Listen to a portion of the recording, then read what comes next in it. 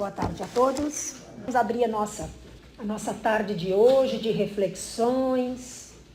E hoje, Senhor, nós vamos falar sobre o Evangelho e as leis morais. Nós, então, visitamos essa casa, buscando sempre reforço para o nosso íntimo, porque temos claro que a jornada é exigente. Nos teus ensinos, nas tuas reflexões, no teu modelo, Senhor Jesus, Mestre querido, nós nos fortalecemos. Que todos que aqui estamos possamos ser abraçados nesse momento com luz, com paz, com carinho, com atenção. E que a luz e a paz, então, envolva todos os corações. Que assim seja. Nós vamos falar hoje Evangelho e leis morais. Esse assunto, ele está, Livro dos Espíritos. Eu sou meio exigente e digo assim, todo espírita tem que conhecer as obras da doutrina espírita. Por quê? Porque mesmo que a pessoa diz assim, eu leio, não entendo tudo. O espírito absorve. Então, é importante que todos nós espíritas leiamos o livro básico da doutrina espírita, que é o Livro dos Espíritos. E na terceira parte, que ele tem aqui, terceiro livro, ele vai tratar das leis morais. Que são as leis morais? A gente sempre fala que é preciso reforma íntima, é preciso se transformar, é preciso devagar deixar o homem velho que está dentro das nossas existências anteriores e reformar. Reformar como? Orientado no quê? Então, o livro terceiro do Evangelho segundo o Espiritismo, o livro terceiro do Livro dos Espíritos, que originou o Evangelho segundo o Espiritismo. Por quê? Porque o Kardec, quando escreveu, a primeira obra foi Livro dos Espíritos. E na terceira parte, que é o terceiro livro, ele dá ali todas as instruções que vieram dos Espíritos, ele escreveu e organizou o Evangelho segundo o Espiritismo. Lá no Evangelho segundo o Espiritismo, esse aqui é o terceiro livro da obra. Aqui o Kardec usou o método de separar os versículos do Novo Testamento. Ele não inventou nada. Ele pegou um versículo, fez um capítulo, outro fez outro capítulo, outro fez outro capítulo. E aqui então nós temos o Evangelho segundo o Espiritismo, que separa um versículo. Ele comenta os versículos, dá as instruções acerca do material didático moral que esses versículos têm.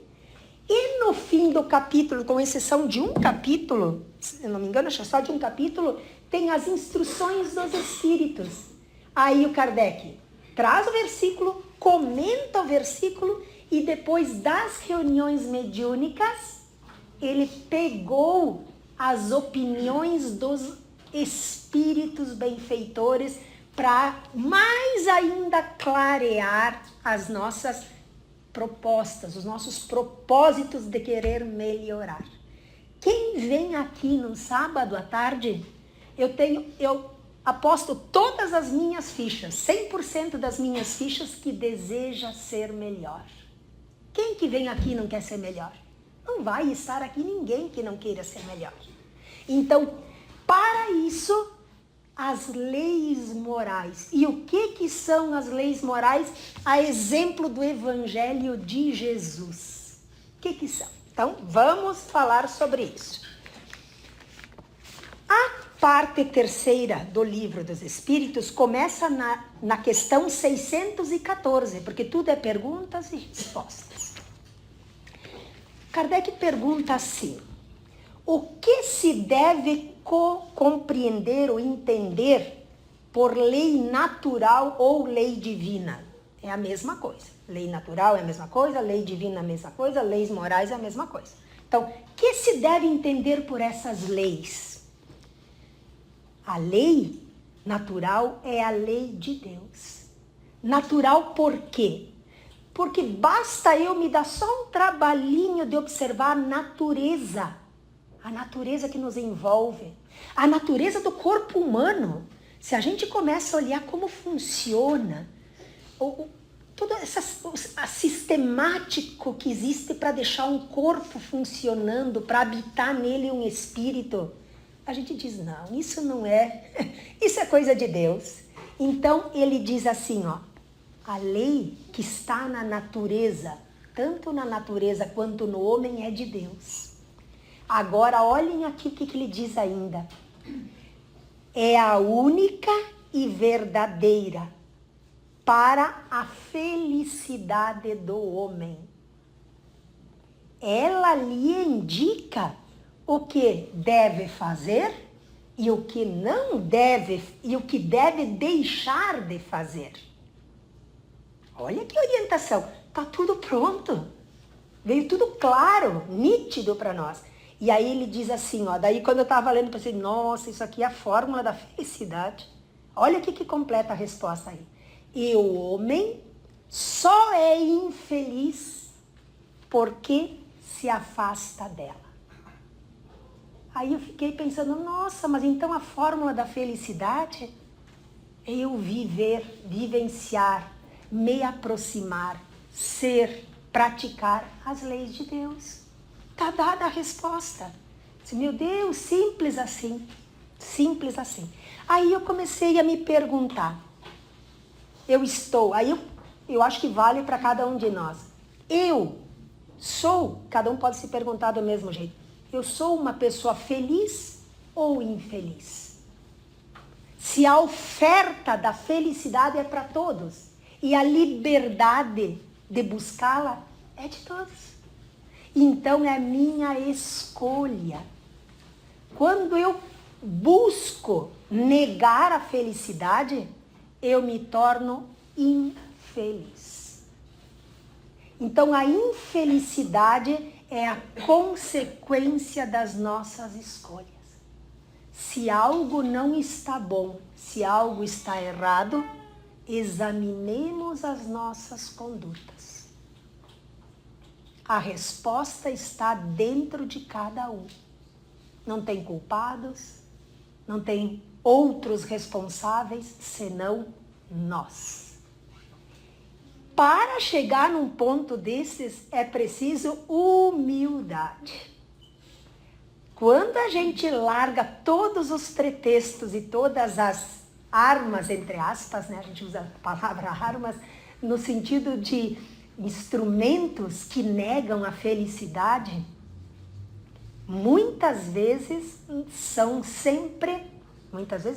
sempre são frutos da nossa não humildade, do nosso orgulho, da nossa vaidade. Nós nos opomos aos recursos que são dados a todos.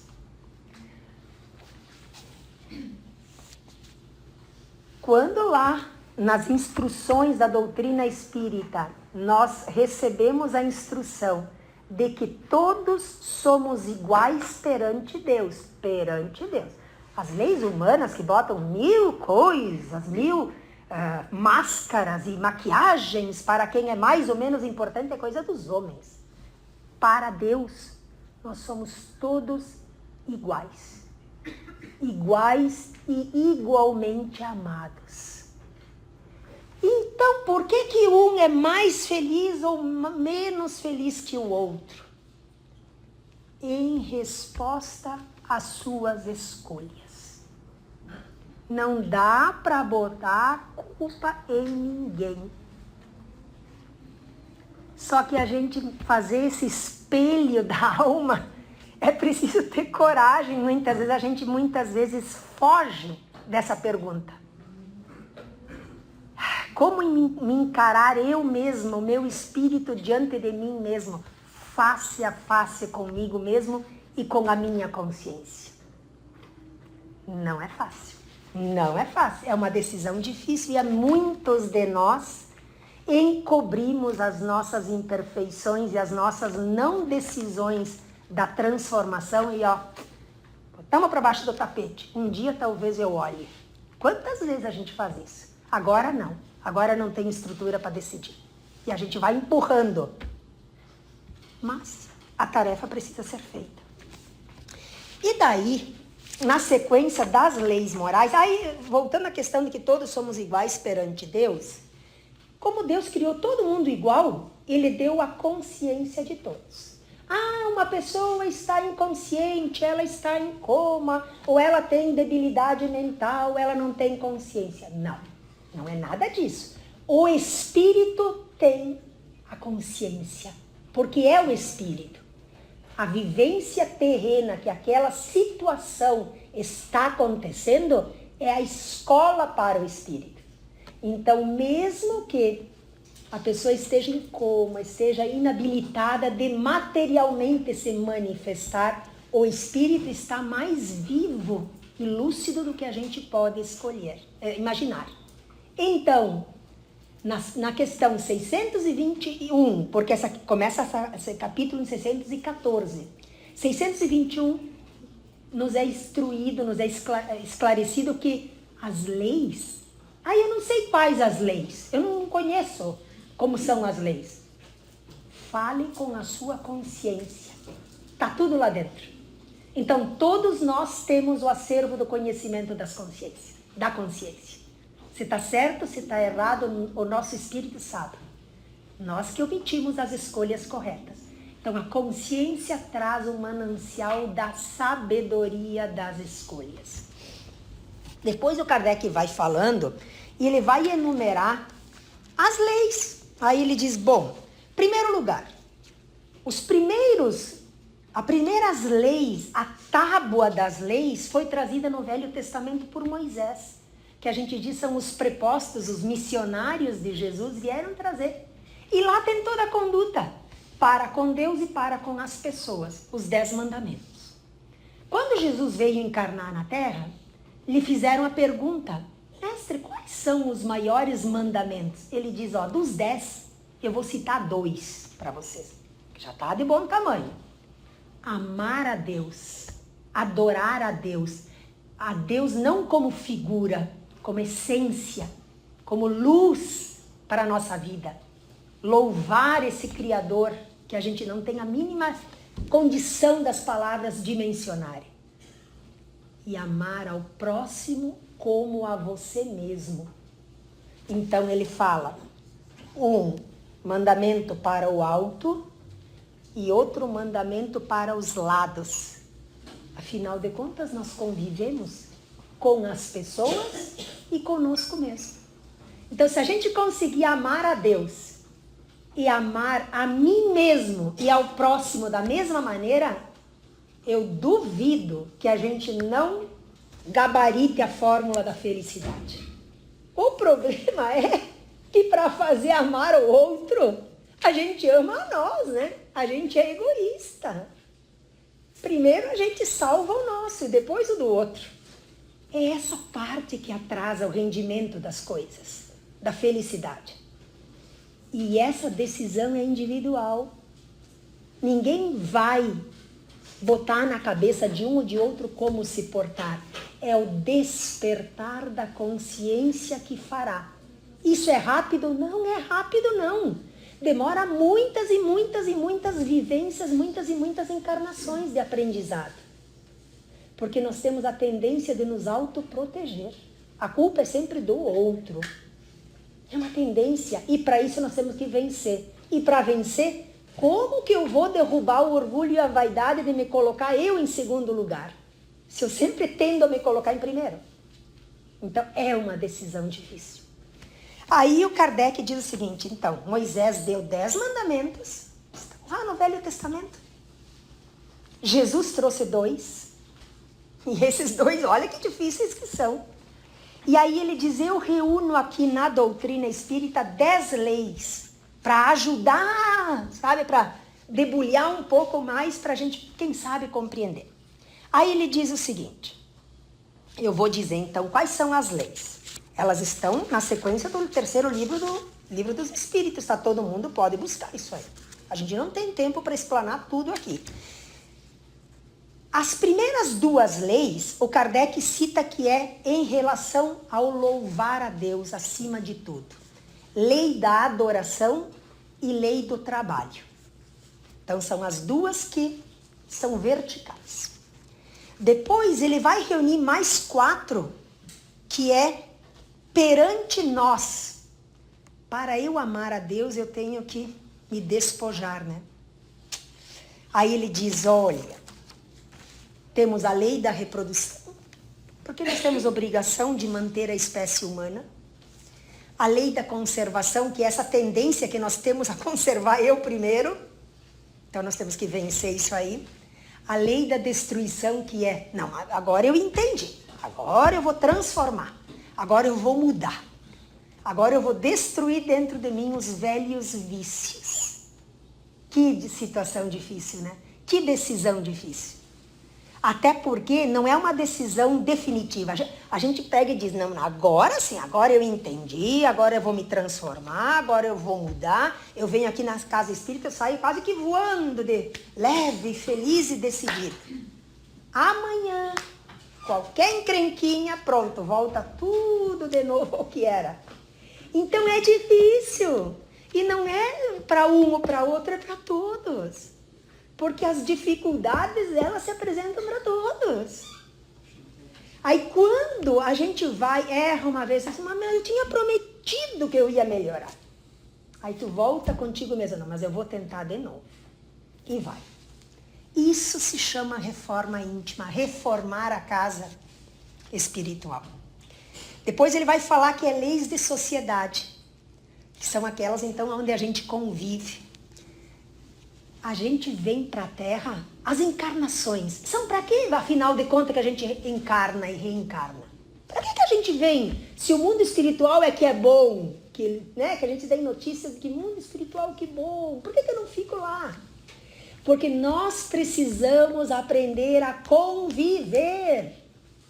Eu não disse que quando a gente vem aqui decide que a gente vai melhorar. Não, agora eu vou melhorar.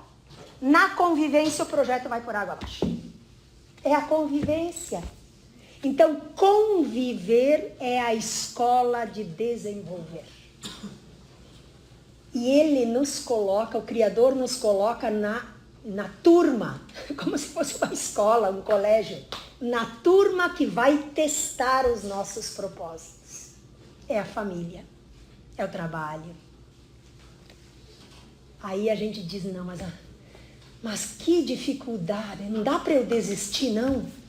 Pode desistir, pode. Muitas vezes a gente pede um tempo, mas a tarefa fica por fazer. É que nem quando eu estou cansado, num final de semana, não, hoje eu não vou trabalhar, não vou nem lavar a louça. Quando tu acorda, diz, foi lá se deitar, mas os espíritos não lavaram a louça. Não, mas como que não lavaram e secaram a louça? A tarefa é sua, precisa ser feita. Então nós podemos adiar, mas a tarefa é nossa. Essa é a parte mais difícil. Viver em sociedade. Depois ele vai dizer que tem mais 4 leis que é para o coletivo. O progresso. Nós hoje vivemos a nossa melhor época, a nossa melhor era das encarnações. Ai, mas o mundo está virado de cabeça para baixo. Olha cada notícia que eu vejo. Meu Deus, o mundo está perdido. Não está perdido. Jesus está no leme deste navio. Não está perdido. É preciso que a injustiça e as dores mexam conosco. É por isso que as catástrofes vêm. Para testar como eu me comporto. Entenderam? Meu Deus, mas olha essas enchentes. Olha só crianças sendo, passando fome. E pais matando filhos, filhos matando pais. Quando nós um dia não suportarmos mais essa sociedade doente e enferma, despertaremos para a mudança. Então é preciso que nos saturemos do mal. Que o mal seja repugnante, eu não quero mais. Quando eu decido não fazer parte do mal, o outro decide não fazer parte do mal, o outro, e a maioria decidir não fazer mais, não compactuar com o mal, nós estaremos entrando no mundo regenerado. Sabe por que nós estamos em mundo de provas e expiações? Porque é a capacidade que nós temos para viver. Se o Criador nos colocasse num mundo feliz, com todas as imperfeições que nós temos, a gente não ia dar conta. A gente ia falir. Então, o mundo que nós vivemos agora é resultado da possibilidade que nós temos. Então, não culpemos os outros. Observemos o que eu estou fazendo para este mundo. Se eu estou aqui, alguma coisa tem. Alguma coisa tem.